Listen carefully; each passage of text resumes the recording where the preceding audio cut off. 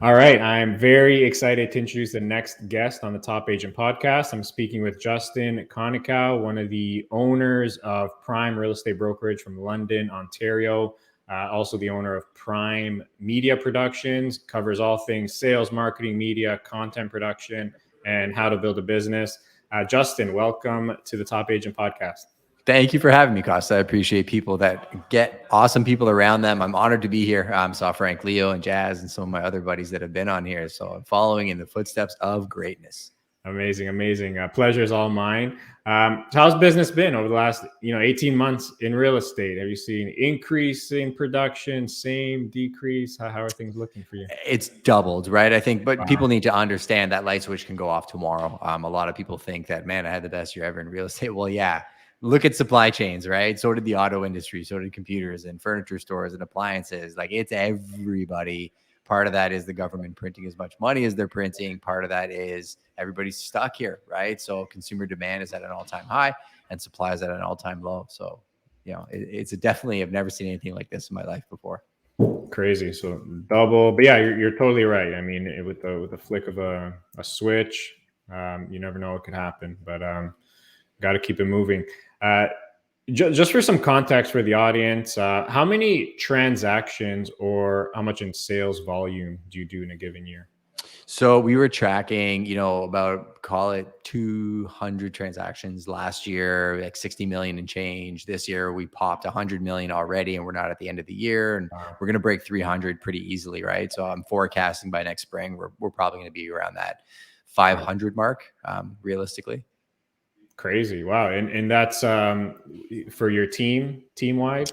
No, so I don't operate a team, right? So I kind Oh, of explain this to people, and I'm not even in a real estate brokerage. I kind of just play one on TV. So, we own a company that does real estate, and we operate almost like a Navy SEAL team, right? So we work together on things. Actually, my team's out there right now working on a new construction project while I'm in here doing this. So I have my new development division, then I have my investment division, then I have my commercial division, my residential division.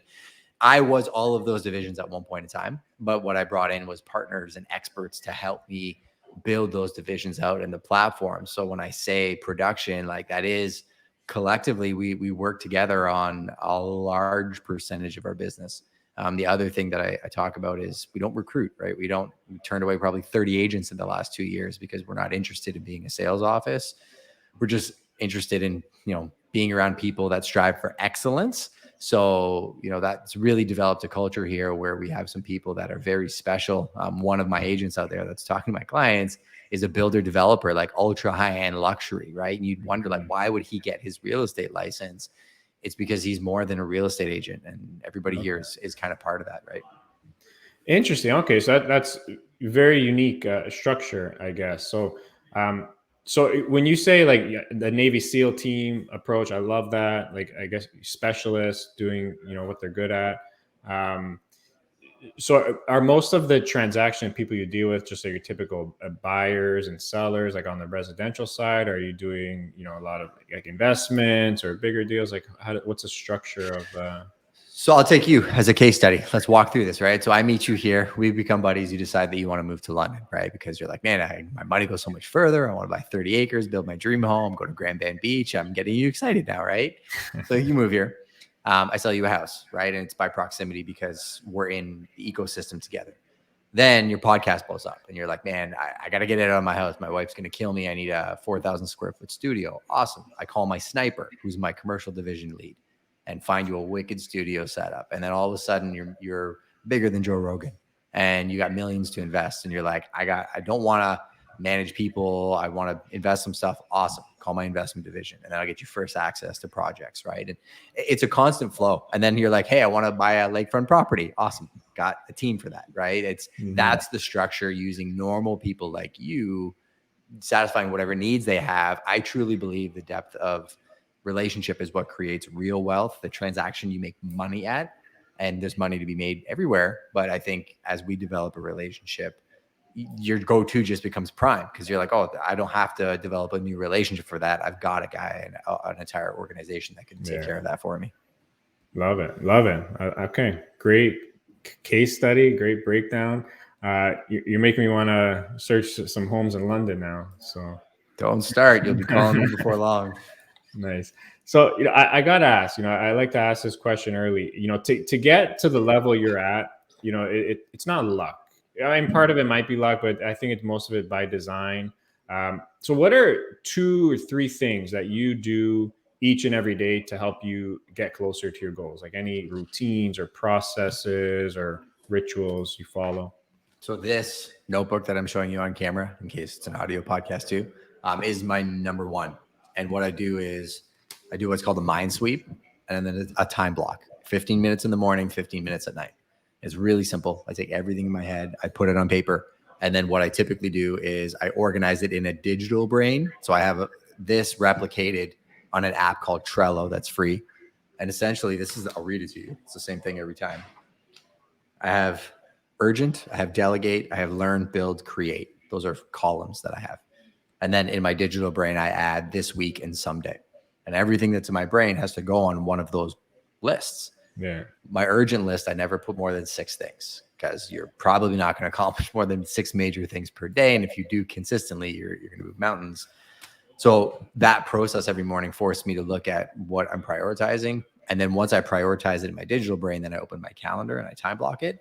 And then the real keys at the end of the day, taking 15 minutes and then repeating the process and then just reviewing what my calendar actually was, what my priorities were. Because I think a lot of people have ambitions, but their actions don't map to their ambitions. So just reviewing that process on a daily basis is critical. I love that. I asked this question to everyone, and I don't think I've ever gotten such a precise, detailed response. I love it. Can you repeat those columns again? For sure. More people want to hear that. And I'm not the smartest guy in the room. That's why I write it down. That's why I'm opening it again to read it to you. It's urgent, right? And no more than 6 urgent things per day. Yeah. Delegate, right? Because if I'm dumping things onto, say, this page, and then I'm like, well, that's not a me thing, that's a person thing, then it goes on the delegate list. Learn. And I learn a variety of things, right? I'm learning right now on the media side. I'm doing a huge deep dive into YouTube. That's a big part of it. Sales training, I'm negotiations. I'm going through a Grant Cardone negotiation program because I'm sharpening that skill. Health, I'm focusing on learning something around that. So I'm being thoughtful about learning, building, and that's building your business time. Sitting down with my wife, reviewing our organizational structure, sitting down with my wife, reviewing our department structure and who's responsible for what, because that can get cloudy in a business. And then create, because I do believe content creation is the future. Making time to do stuff like this is incredibly valuable, I think, for my clients as well as for, say, your audience. Because if I impact one person, maybe they're connected to the person that's going to call me for the off-market deal for my clients outside that are looking for land. So if anybody knows anybody that owns land in London, call me because I have clients sitting outside. Love it. Okay, that's amazing. Awesome. So urgent, delegate, learn, building, create. 15 minutes in the morning and at the end of the day in your notebook, and then you put it in Trello too. Pretty much. And then a super hack for anybody is take 30 to 45 minutes on Saturday morning, grab a coffee before anybody's awake and do a weekly review. Like just look at the whole week and then plan your week ahead. And what you'll find is the more you do it, I'm pretty dialed in that Monday, Tuesday are my heavy office days. Wednesday is typically a little bit more organizational. Thursday is media day. Friday, I never book a repeating task in case I want to take a vacation. So you start developing like your ideal week, and that can provide you a lot of freedom. Yeah. Love it, man. Amazing. Thanks so much for sharing that. I think a lot of people listening are going to find that pretty useful. Speaking on content, right? So you produce a ton of content regularly, like every single day, which seems to be a huge driving force behind, your marketing, obviously. So I'm curious how you view marketing in terms of what your intention behind the content and the videos you're putting out. You're obviously someone who does things very deliberately in a good way. And I know this might be a long-winded rabbit hole of an answer, but if you can break down sort of the thought behind your strategy with your content. Well, everything is marketing and sales, right? I don't care if you're selling custom sneakers, you're a rapper, you're in real estate, everything is marketing and sales. To some degree, you have to market yourself so people know who you are. And then the sales process is taking people along that consumer journey and serving them above yourself to get them to a fulfilling transaction and then maintaining the relationship, right? And I look at it the same way, regardless of if I'm talking about business or my best friends. Right, is I value people and relationships. I don't care necessarily about the money and the transactions. So I've used systems and content creation and marketing and sales to create accountability for myself. So that's how I think about it. So when I say, content creation, I'll go back to probably the most effective thing I've ever done from a content creation perspective. And one day I decided I'm going to do a daily video, right? I said, I'm going to shoot a daily video and just put out tips around real estate media and stuff like that. And did it on Instagram, started 2014, put out 750 episodes, not daily. So I changed my habits, right? Going away on a long weekend with the wife, probably not the best idea to be pumping out content nonstop, but it really did start creating relationships, right? And people would be attracted to me from just knowing how I think about things. I talk about everything. I talk about real estate. I talk about my struggles. I talk about my family, my health, everything, right? Now, the one thing I teach your people is the mistake I made was I didn't have clarity around purpose of my content early on. So it was a fire hose. You'd be seeing it $1 million property and then doing a handstand. Like there was very, very much inconsistencies. So then when I evolved, I really started realizing that having purpose around who I am and what I do was the important thing. And that started out with being like, okay, well, what is prime, right? And I was prime at that time. And it was, well, we do everything: residential, commercial investing, new construction, agriculture, land acquisitions. Man, that's a lot. And then I'm like, what markets do we cover? Well, we do Grand Bend, we do London, we do Port Stanley, we do Woodstock, we do Kitchener, we do Sarnia. Like we do a lot of markets, but I'm like, man, how do you like focus that? And then I started researching it. I went on, Google and found content calendars. I'm like, okay, well, if I take those buckets and those categories, I can cycle my content. So I'm like, maybe a London residential property one day, and then maybe a Grand Bend investment property the next day, then maybe a St. Thomas agricultural property the day after that, and started getting used to creating a cadence. So it wasn't only one thing all the time. And I got a really good response from that. And people try to pigeonhole you and say, well, you're not local to this market, or you don't do this class of real estate, until they can't anymore. So through the content, started picking up, say, very large commercial clients that I had no business representing because I'm not one of the big five, right? And those clients started working with me, and we got more and more and more because, again, we're normal people that just our service delivery standard, we try to make it higher than anything in the industry. And then they tell their friends and they tell their friends. And then all of a sudden we start getting more and more. And then the big key, though, is having a very focused content calendar in terms of what I'm putting out in the world, but then B, everything in between. So like the stories, when that came out on Instagram, was a huge piece because now you're behind the scenes with me. So before I do the post, you're seeing me at the property. Now I'm doing lives at investment properties before they hit MLS. My lives on Instagram, I get 12, 15 leads every time I do a live. I'm getting more leads off my socials than MLS. And when I go into a listing appointment and they're like, well, I got somebody to do it for cheaper, I'm like, congratulations. He's going to get this much of the marketplace. I can get this much of the marketplace. Do you want more buyers and more money, or do you just want what the market's going to set, which to me isn't even a real thing, right? Amazing. I love that. So when did you really decide, I'm going to go all in on marketing and content creation? How long ago was that? It's when I remember I was walking on Richmond Street and a car pulled over, and I got a really good buddy of mine was like, oh my gosh, yeah, I haven't seen you forever, but I feel like I see you every day because of the videos. He's like, I watch them all.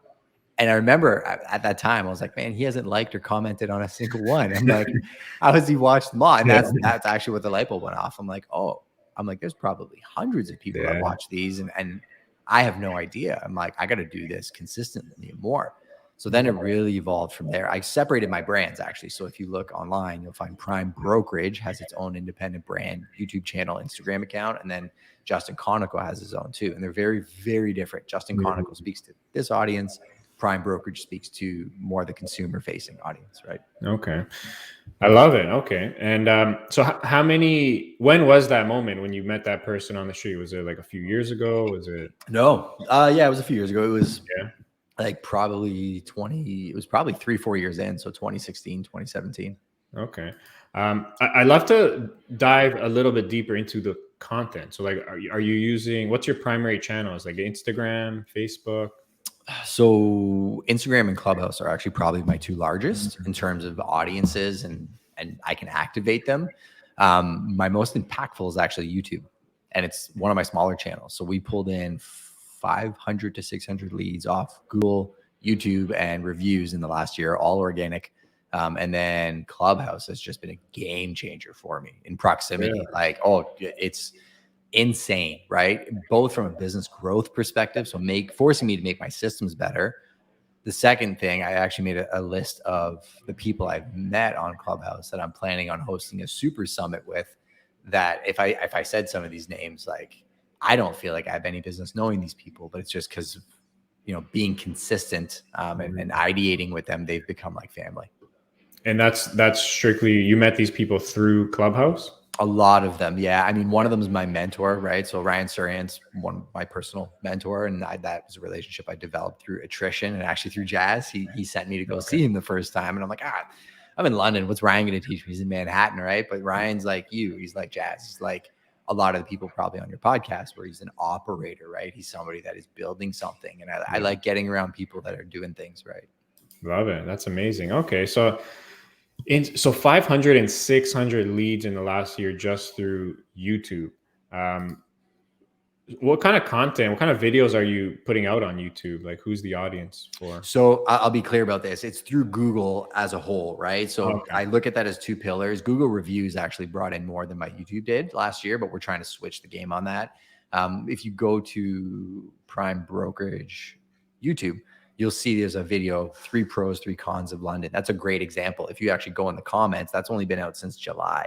3 leads that I've gotten in the last couple months, one from Etobicoke, one from BC, and then another that just came in from the GTA.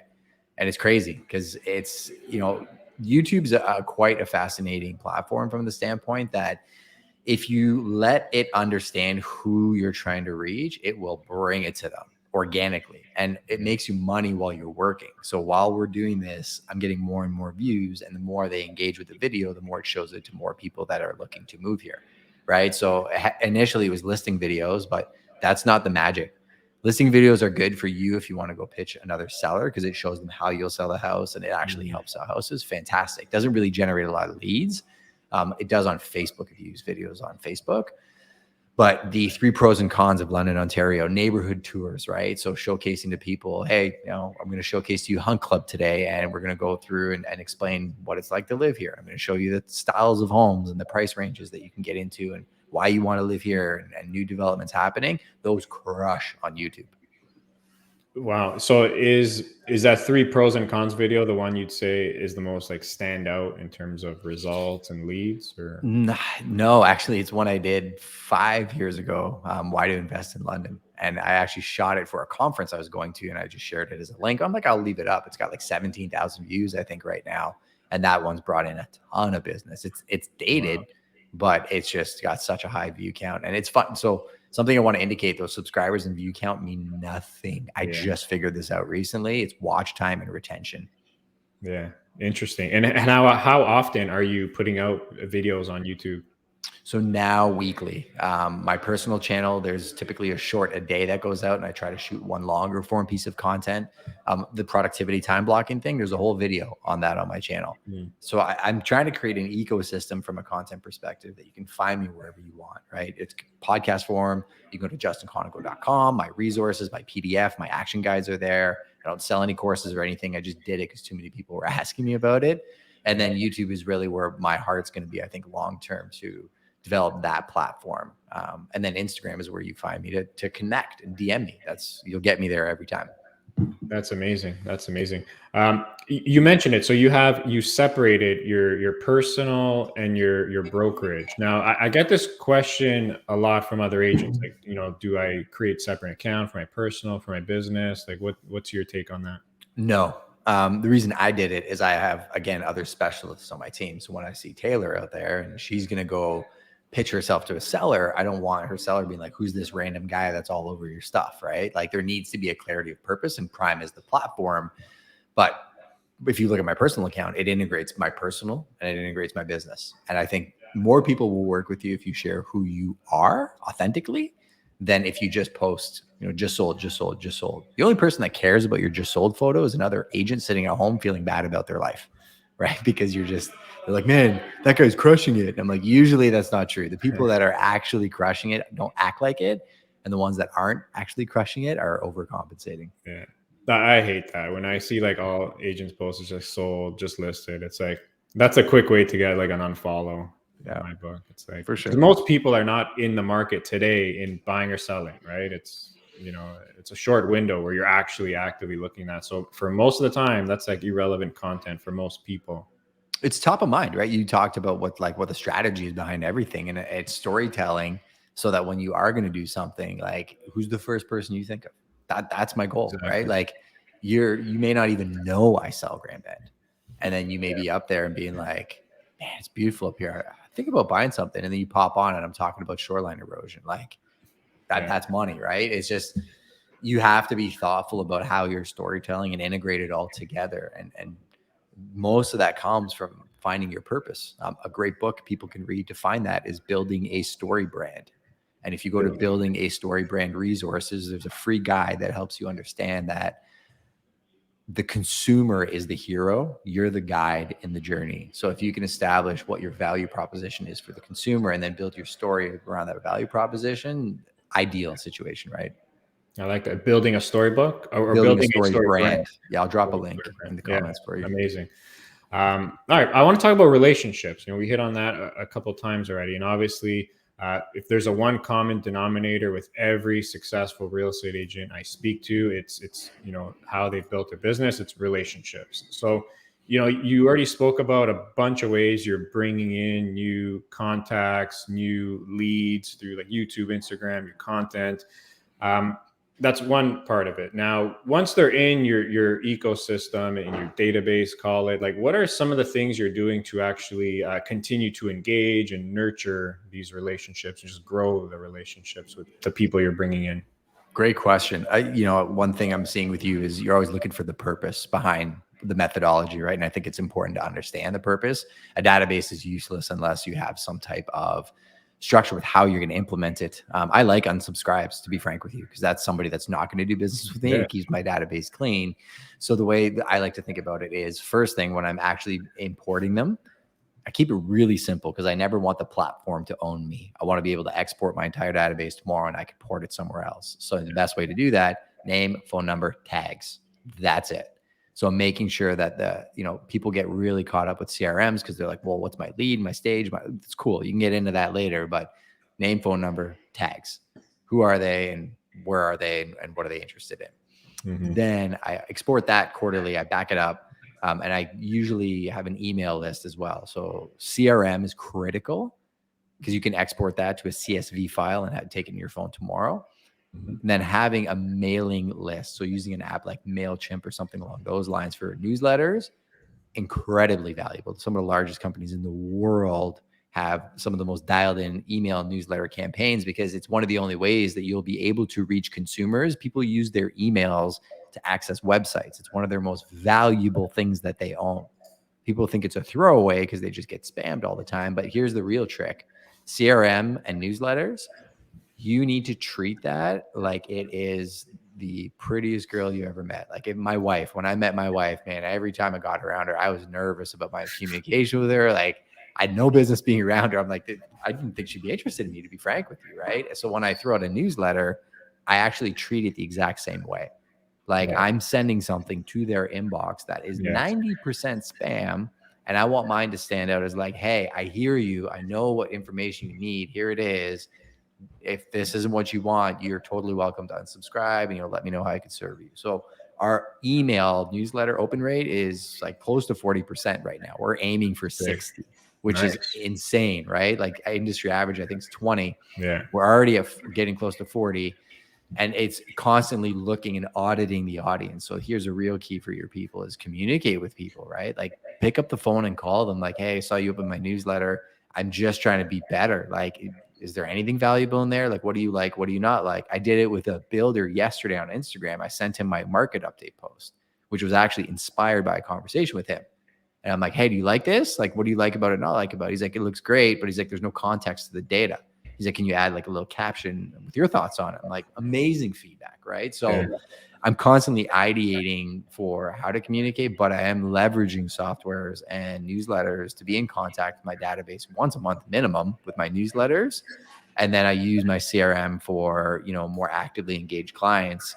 I'll be vulnerable and I'll say the one thing that I think we've failed at, and not failed, but to my standard need to get better at, effective communications with buyers and sellers, right? Of telling them what we're doing, because we're working so hard on things that nobody in our industry is doing, but we're not telling them we're doing it. So they think that we're just another agent. And I've been communicating with them recently, and the relationship dynamics are changing by the day, because like it's holding us accountable, actually coming up with ideas of like, how am I going to market this property that like doctors are impossible to come by right now, right? And we came up with a strategy where we're like, let's get the data and then present it to the doctors, because doctors understand data. They don't like salespeople because they think we're going to make them spend money, and they're super cheap sometimes.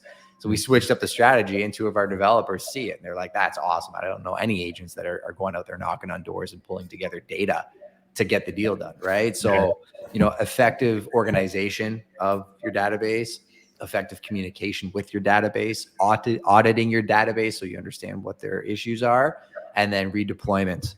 And forever, right? Like my clients out there, we just sat down, walked through the new build process. I'm going to call them as soon as we're done this. What did you think of that meeting? Any other questions you have? Any other answers I could go get for you? That it's that game forever, right?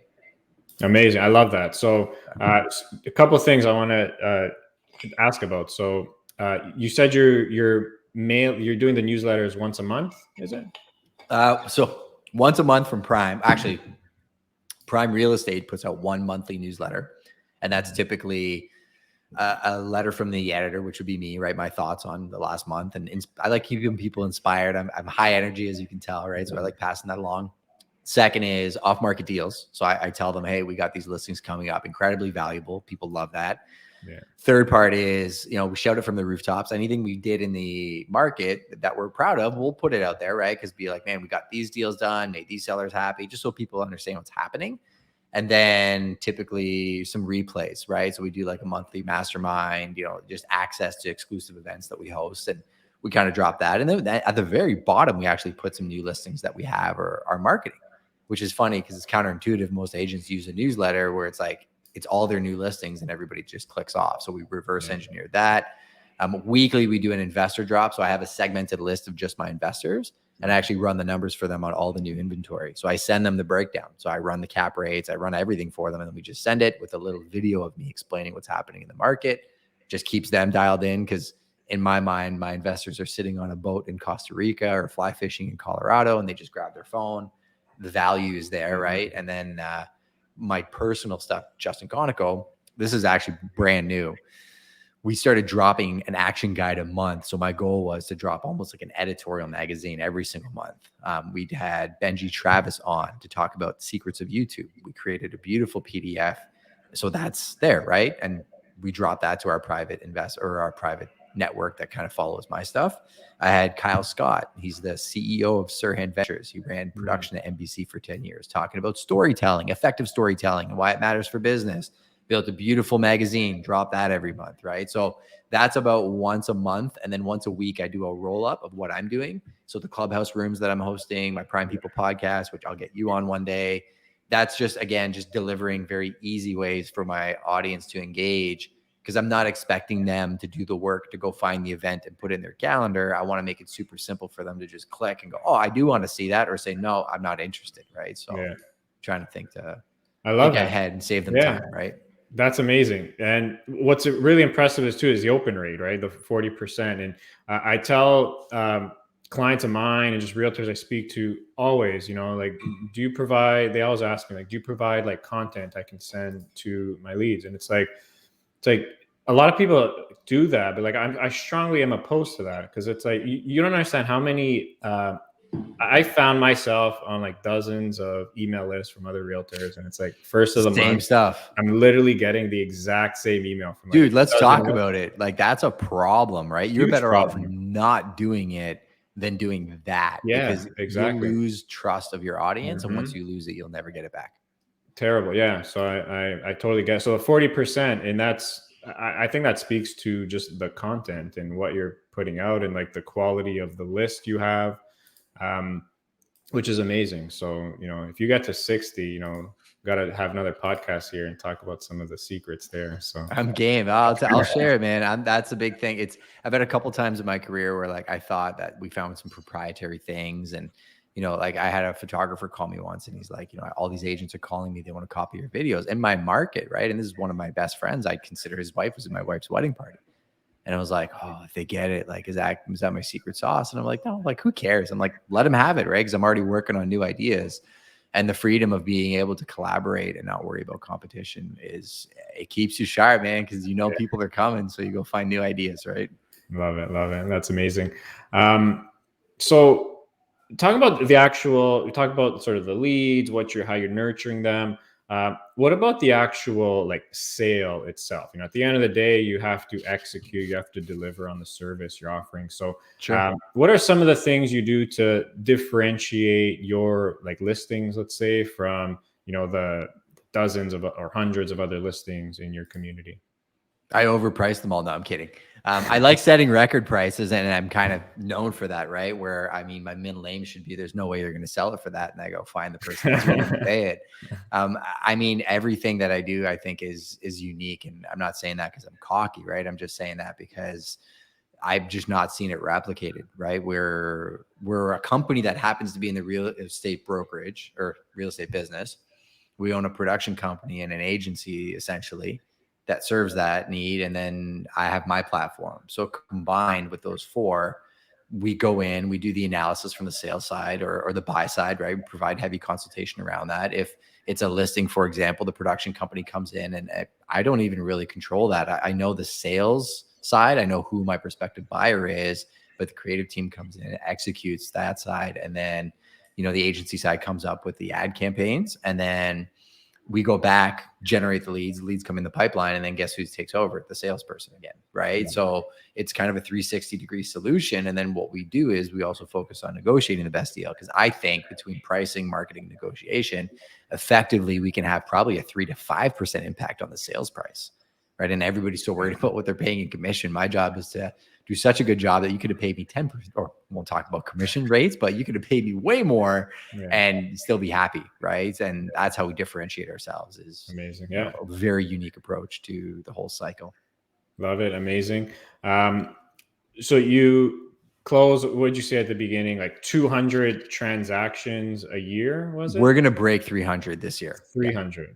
Crazy. I'm sure every deal is different, has its unique set of challenges, perhaps. Like, do you have any examples of maybe one deal that maybe stands out, like a hurdle you had to overcome, or just something different, unique? Yeah, I'll use Faircloth. Actually, there's a home I can see it from here because my office is pretty close to it.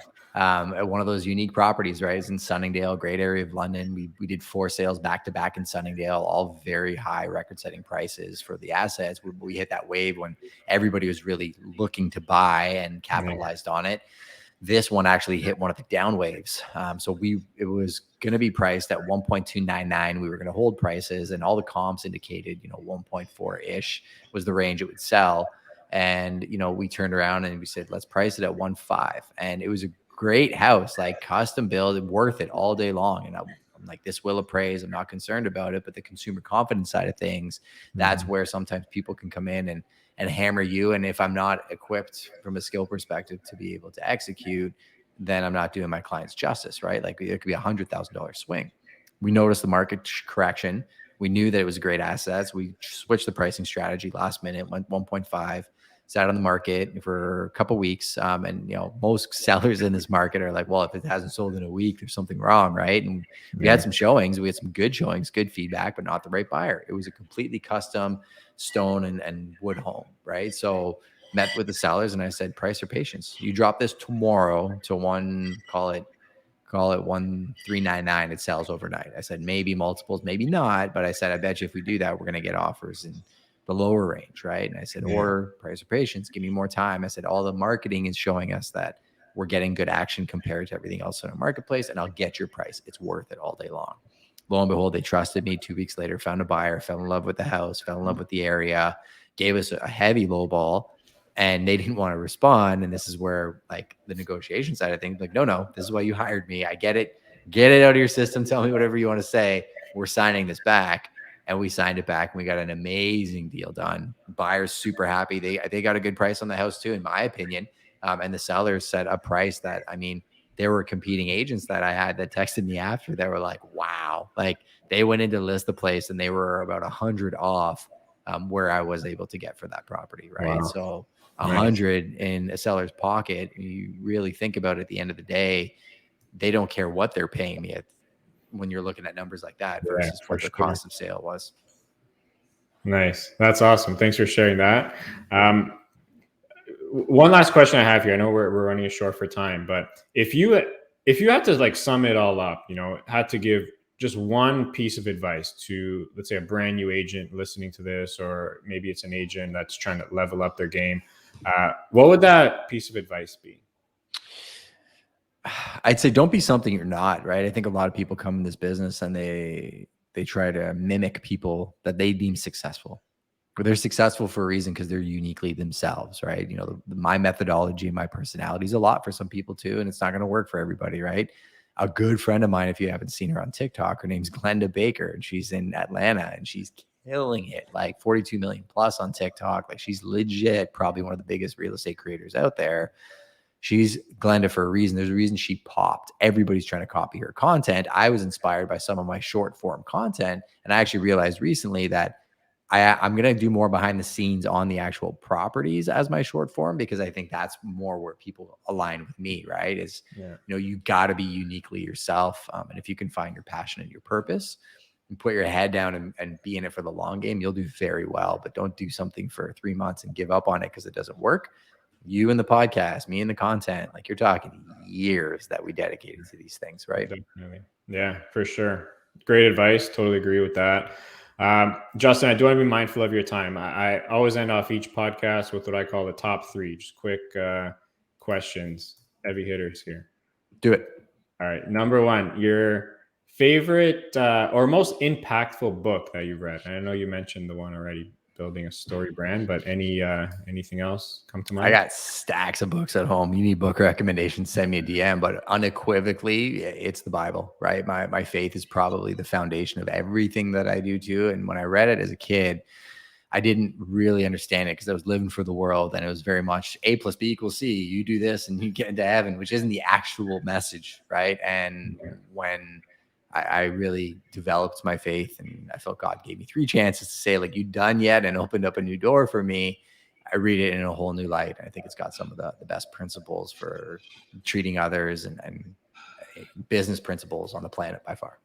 Amazing. Love that. Number 2, your favorite vacation spot. Oh, that's a super tricky one. Anywhere my wife and daughter are, we travel a lot, and well, not so much now, but Tennessee is a really interesting spot. I like it because my daughter lights up. It's her favorite place in the world. Dolly Parton is actually quite the businesswoman and has a gigantic amusement park down there called Dollywood and like compound. And it's really cool because it's actually right next to the Smoky Mountains, which are one of the most beautiful natural reserve parks on the planet. And then you have like Niagara Falls on steroids right next to it. So cool. I like taking my daughter down there. Nice. That sounds pretty awesome. And the last one, if you can go back, what's the one thing you wish you knew when you were just starting out in real estate? Not to take myself so seriously. I think early on, I cared about people's opinions. And then I learned later on that people's opinions of you are none of your business. They don't know you, right? And people make assumptions about me all the time, I'm sure.